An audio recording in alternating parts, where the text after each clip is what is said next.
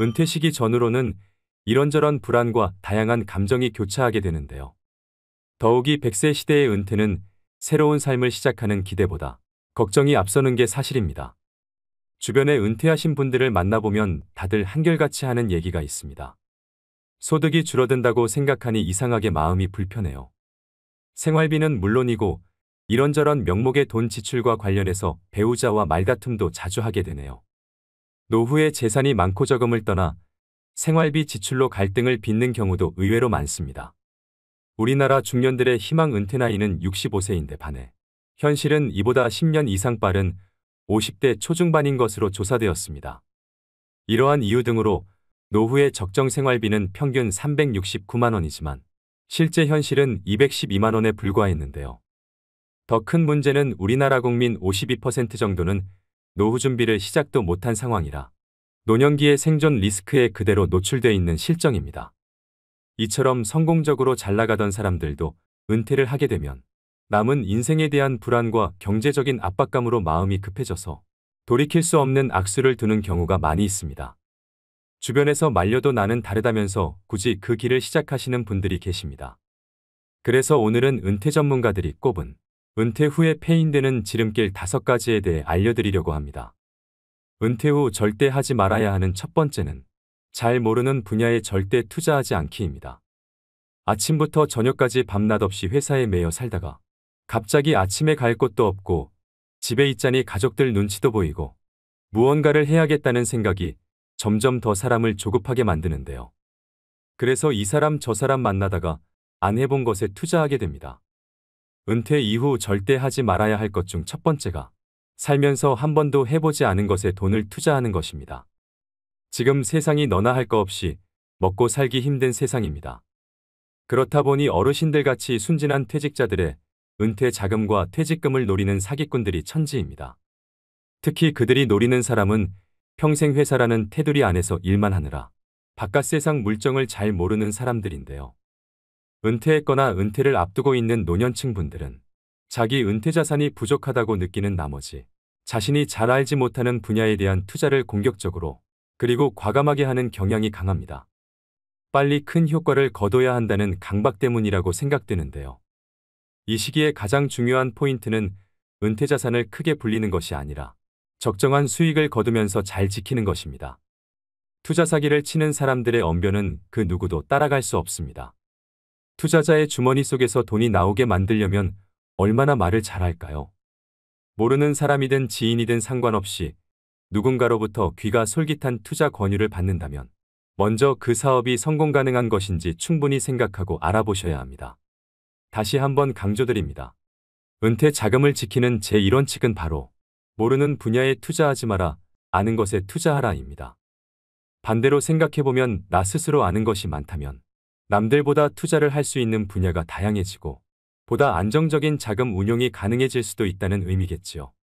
평생 모아둔 노후 자금과 퇴직금을 날린다면 노후의 삶이 무너지는 일입니다. 젊어서야 그 돈 날려도 다시 일어설 시간이 있지만 우린 맨 땅에서 다시 시작하기엔 남은 시간이 너무 빠듯합니다. 그래서 은퇴를 목전에 두고 있거나 하신 경우라도 경제 공부가 반드시 필요한 이유입니다. 은퇴 후 절대 하지 말아야 하는 두 번째는 준비 안 된 창업하지 않기입니다. 은퇴 후 재취업의 대안으로 창업을 고려하는 경우가 많습니다. 은퇴 후 마냥 놀 수는 없으니 뭐라도 빨리 하고 싶은 마음은 10분 이해하지만 그렇다고 무작정 사업을 시작하시면 안 됩니다. 창업은 취업보다 훨씬 더 많은 준비가 필요하고 시간도 그만큼 오래 걸리는데요. 은퇴 후 재취업이 어려운 상황에서 평생 모아두었던 노후 자금을 창업 비용으로 투자하게 됩니다. 그렇지만 대부분의 사람들은 창업 아이템이 독창적이지 못하고 벼락치기로 준비하다 보니 쉽게 의지하는 것이 바로 프랜차이즈입니다. 한 집 건너 한 집이 치킨집 커피숍이 된 이유이지요. 더 큰 문제는 이처럼 창업률이 높은 업종이 폐업률도 높다는 점입니다. 은퇴 후 창업은 자아 실현이나 꿈을 이루기 위한 경우도 있겠지만 대부분은 생계가 목적입니다. 창업할 수밖에 없는 상황이라면 잘 될 거라는 안일한 생각은 접고 안정적인 수익 창출을 위해 많은 노력을 기울이셔야 합니다. 그렇다면 창업에 실패하지 않으려면 어떻게 해야 할까요? 간단하게 3가지로 말씀드리겠습니다. 먼저 첫 번째는 충분히 창업 준비가 되었는지 검토하셔야 됩니다. 준비되지 않은 창업은 시행착오를 가져오고 경제적으로 큰 손실을 가져옵니다. 이 단계에서는 창업 목적과 재무 상태, 창업 집중 여부, 그리고 노후 준비 등 다양한 조건을 고려하셔야 됩니다. 두 번째는 소자본으로 시작하셔야 됩니다. 은퇴 후 창업의 최우선 조건은 창업 비용의 적정성인데요. 큰 성공보다는 일하는 보람과 안정적인 수익의 목표를 두는 것이 좋습니다. 퇴직금을 비롯해 노후 자금을 창업에 투자할 경우 실패 시 회복이 어려우니 감당할 만한 예산 범위 내에서 할 수 있는 창업 아이템을 선정해야 합니다. 세 번째는 잘 알고 좋아하는 일을 하셔야 됩니다. 우리가 살아가는 궁극적인 목적은 행복입니다. 노후에는 조금 덜 벌더라도 일 자체에서 큰 스트레스를 받지 않아야 합니다. 그래야 시간이 지날수록 일 자체에서 기쁨과 보람도 느낄 수 있는데요. 단순히 남들이 하니까 또는 너무 유행을 타는 업종을 선택하기보다는 자신에게 강점이 있고 오랫동안 지속 가능한 업종을 선택하는 것이 좋습니다. 창업 준비 전 반드시 확인해야 될 세 가지를 말씀드렸는데요. 이렇게 준비해도 생기는 게 창업 리스크입니다. 그럼에도 나는 정말 내 사업을 해보고 싶다 하시는 분들은 원하시는 사업 업종에서 실제로 일을 해보시는 걸 추천드립니다. 커피 가게를 열고 싶으시면 커피 가게 아르바이트부터, 편의점을 차리고 싶으시면 편의점 아르바이트부터, 그렇게 1, 2년 정도 실제 현장은 어떤지, 자신이 생각하는 만큼의 수익 구조가 가능한지 직접 경험해 보시고, 그래도 해야겠다는 확신이 생길 경우에 자기 사업을 시작해도 늦지 않다고 생각합니다. 은퇴 후 절대 하지 말아야 하는 세 번째는 욕망을 자극하는 말에 귀 기울이지 않기입니다. 지금 이 순간에도 수없이 많은 분들이 질 나쁜 사기를 당하고 있습니다. 특히 그 돈이 은퇴 노후 자금이라면 더더욱 안타까움을 더할 수밖에 없는데요. 은퇴 후에는 사회와 단절되어 현실감이 떨어지거나 순간적인 인지부조화 등으로 판단력이 취약해질 수 있기 때문에 사기꾼의 표적이 되기 쉽습니다. 사기꾼들은 사람의 욕망을 자극합니다. 좋은 차, 비싼 옷과 번듯하게 차려진 사무실로 사람의 마음을 흔들고 욕망의 불을 지핍니다. 어르신들의 노후 불안감을 이용하는 천하의 나쁜 사람들이지요. 그렇다면 어르신들이 속기 쉬운 금융사기 수법의 특징에는 어떤 게 있을까요? 금융감독원에서 2년간 어르신들에게 접수된 피해 신고 제보건 중 자주 발생하는 사기 수법 특징 3가지를 공개하였습니다. 첫째는 오프라인 투자 설명회를 활용합니다. 디지털 기기에 익숙하지 않은 어르신들은 온라인보다 오프라인 투자 설명회를 선호하시는 경우가 많습니다. 이러한 특성을 이용해서 사기 업체들은 전국 각지에서 투자 설명회 등을 개최하여 전도유망한 사업을 진행하고 있다며 어르신들을 현혹하는데요. 사업은 주로 일반인들이 검증하기 어렵거나 생소한 내용인 경우가 대부분입니다. 둘째는 평생연금처럼 확정 수익을 지급한다고 현혹합니다. 노후 대비가 되어 있지 않거나 미래 현금 흐름이 불확실한 어르신들이 표적입니다. 실제로 일정 기간 동안은 약속한 확정 수익을 지급하며 믿음을 주어 지급한 배당금도 재투자로 이끌어내는 방식을 사용한다고 합니다. 셋째는 모집수당을 미끼로 유인합니다. 어르신들은 주로 오랜 기간 신뢰를 쌓아온 지인 또는 가족 등의 말을 별다른 의심 없이 믿고 투자한다는 점을 이용하여 업체들은 고객의 모집수당을 주면서 주변 지인, 가족 등에게 투자를 권유합니다. 이는 전형적인 불법 피라미드 다단계 방식이라고 볼 수 있습니다. 고수익에는 항상 그에 상응하는 높은 위험이 따른다는 평범한 진리를 명심할 필요가 있습니다. 고수익 무위험의 확실한 투자처가 존재한다면 업체 혼자 수익을 독차지하려고 하지 절대로 불특정 다수를 대상으로 모집수당 등을 지출하면서 투자금을 모집하지 않겠지요. 결국 돈은 스스로가 관리해야 합니다.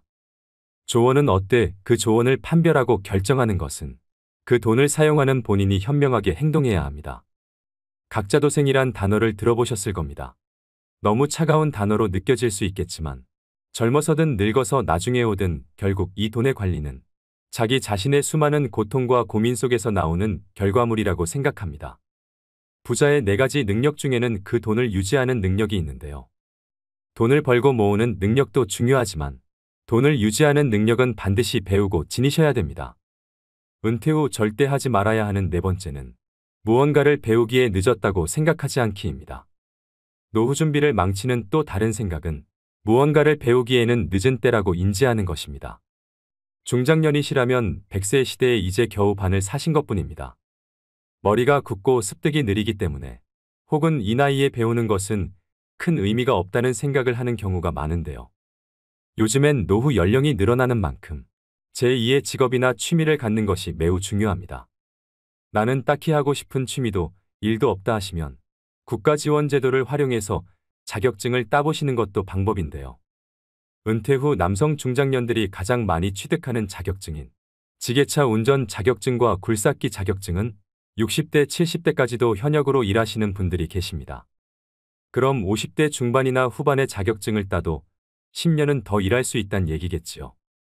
은퇴 후 취미나 소일거리 없이 남은 인생을 보내는 것은 스스로를 힘들게 하는 길입니다. 100세 이상 사신 분들에게 인생의 가장 황금기가 언제냐고 물었을 때 대부분의 어르신들이 60에서 80세였다고 대답했다고 합니다. 우리 인생의 황금기는 아직 오지도 않았습니다. 하지만 은퇴 후에 그저 뒷방 늙은이로 방에서 TV나 보면서 노후의 시간을 소비한다면 그 시간들을 우리 인생의 황금기로 만들지 못할 겁니다. 그 시간들을 어떻게 보내느냐에 따라 여러분 인생의 후반전이 달라질 수 있습니다. 오히려 노년의 시기는 치열한 성과에 집중하는 대신 삶의 의미를 완성할 수 있는 최적의 때입니다. 몸보다 마음이 먼저 늙는 사람들이 있습니다. 여러분들이 아직 젊다는 걸 잊지 마시고 새로운 도전을 두려워하시지 말길 바랍니다. 자신이 정말 좋아하는 일을 찾아 은퇴 이후에 건강한 노후를 누리시는 것도 필요합니다. 은퇴 후 절대 하지 말아야 하는 5번째는 자식에게 재산 증여를 절대 서두르지 않기입니다. 80년대는 은퇴자의 70%가 자녀에게 생활을 의탁했지만 오히려 지금은 자녀 리스크라는 말까지 생겨날 만큼 자녀가 자산은커녕 노후의 리스크가 될 수 있는 현실인데요. 현역으로 일하는 동안 노후 대비에는 소홀하고 자녀에게 너무 많은 비용을 쏟은 경우를 말합니다. 또 노후 자금은 어느 정도 마련해 놨다고 하더라도 자녀 리스크를 관리하지 못하면 노후 설계에 실패할 수밖에 없다는 얘기이기도 하지요. 여러분들 주변에도 그런 분들이 계실지 모르겠지만 제 주위에는 일찍이 자식에게 전 재산을 넘기고 노후를 딱하게 살고 계시는 분들이 몇몇 있는데요. 젊어서는 상가도 여러 개 가지고 부유하게 사셨던 분이셨습니다. 그런데 그분 남편분이 돌아가시고 나서 재산을 미리 자식들에게 증여를 하면서 문제가 발생했습니다.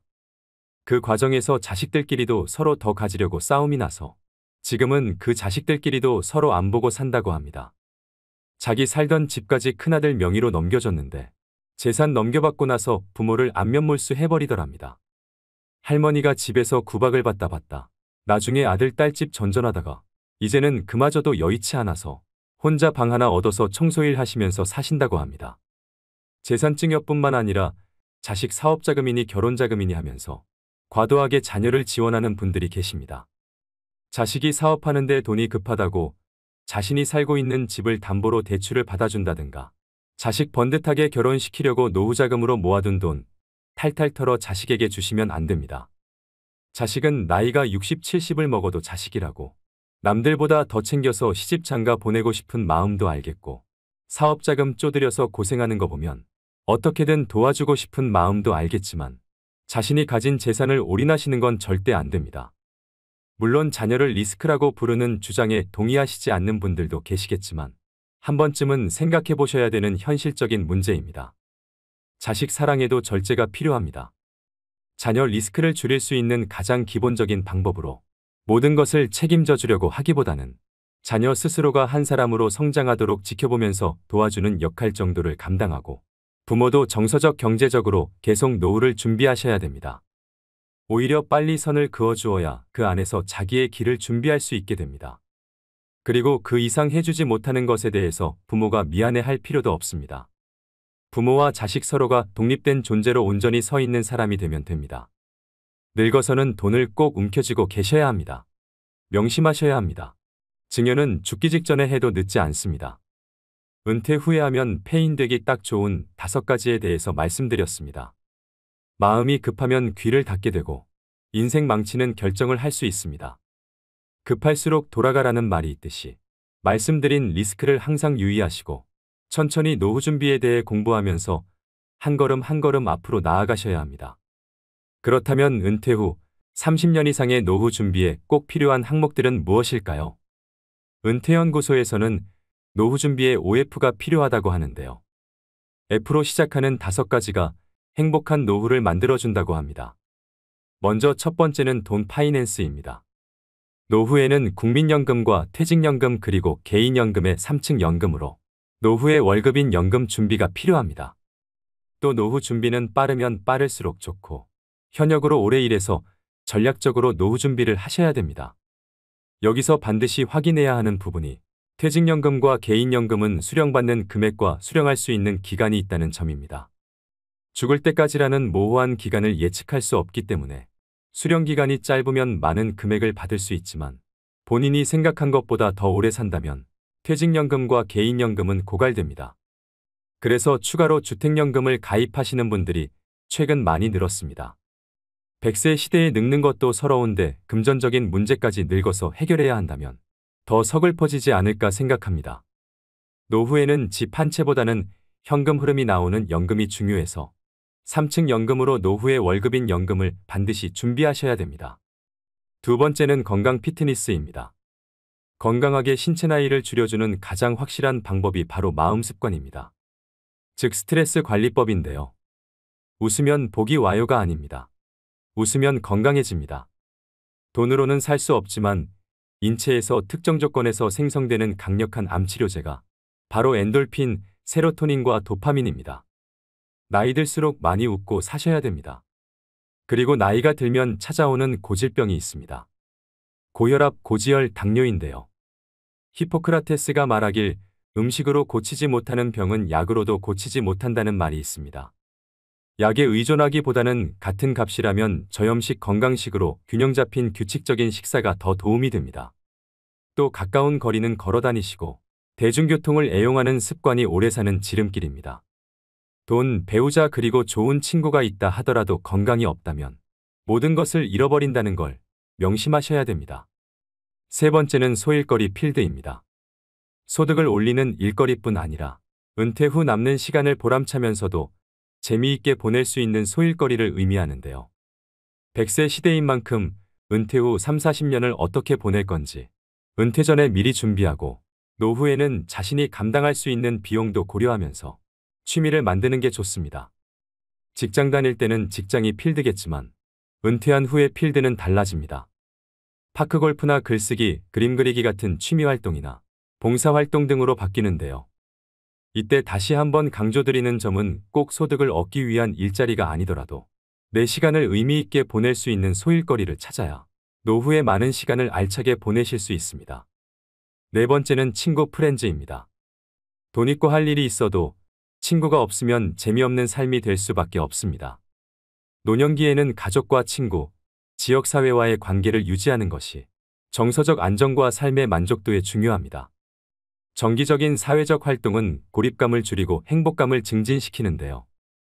봉사활동이나 동아리 활동 그리고 종교 모임 등에 참여하면 새로운 사람들을 만나고 의미 있는 활동에 참여하실 수 있습니다.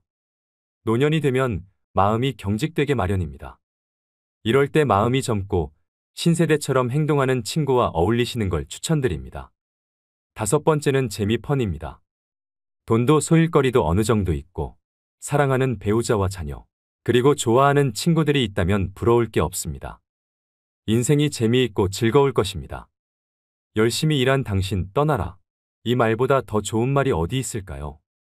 어떻게 하면 노후에 재밌는 시간을 보낼 것인지를 연구하고 실행하셔야 됩니다. 아는 것은 좋아하는 것만 못하고 좋아하는 것은 즐기는 것만 못하다는 말이 있습니다. 무엇이 그리 바쁘답시고 재미있는 영화 한 편 못 보는 인생을 과연 재미있는 인생이라고 할 수 있을까요? 재미없는 인생은 재미없는 영화 이상으로 지루하기만 할 것입니다. 90세, 100세까지 살아야 하는 인생을 재미있는 인생으로 만드는 것은 바로 나 자신입니다. 오래 살아도 말씀드린 OF가 갖춰져 있지 않다면 그 사람의 노후는 적막강산일 수밖에 없습니다. 은퇴는 누구나 꺼립니다. 그렇지만 피할 수 없는 것이 은퇴이기도 하지요. 피할 수 없다면 즐기셔야 합니다. 기왕이면 은퇴 후 30년, 40년을 잘 보낼 수 있도록 노후의 오박자, 즉 OF를 잘 준비하시길 바랍니다. 오늘의 영상 어떠셨나요? 돌다리도 두들겨보고 건너라는 말이 있습니다. 100세 시대는 긴 여정인 만큼 무조건 돈만 보고 무리한 재취업이나 공격적인 투자를 하기보다는 건강을 해치지 않고 할 수 있는 일인지 또 좋아하는 일인지를 꼼꼼히 따져보고 노후 준비를 시작하셨으면 좋겠습니다. 지금 은퇴하는 세대는 평균적으로 자유롭게 쓸 수 있는 30년 이상의 시간을 갖습니다. 그렇기 때문에 안도감과 행복감을 갖고 시작하는 사람이나 걱정과 불안감을 갖고 시작하는 사람이나 모두 미래는 불확실성 속에 있는 것은 마찬가지인데요. 그러니 다가오는 노후를 너무 불안해하지 마시고 지난 30년을 불확실성 속에서 개척해왔듯이 앞으로 남은 노후 30년도 개척하시면서 살아야 합니다. 누구나 다 늙습니다. 자연의 섭리이고 공평한 시간 법칙입니다. 누구나 윤택한 노후를 보내고 싶어하는 마음을 가지고 있습니다. 시작하지 않으면 아무것도 되지 않는다를 명심하시고 안정적인 노후를 위해 또 준비하셔야 됩니다. 노후 준비는 그게 무엇이 됐든 생각이 아니라 하는 것부터 시작입니다. 오늘도 노후의 지혜와 함께해 주셔서 감사드립니다. 황금빛으로 무르익어가는 여러분의 지혜로운 인생을 언제나 응원합니다.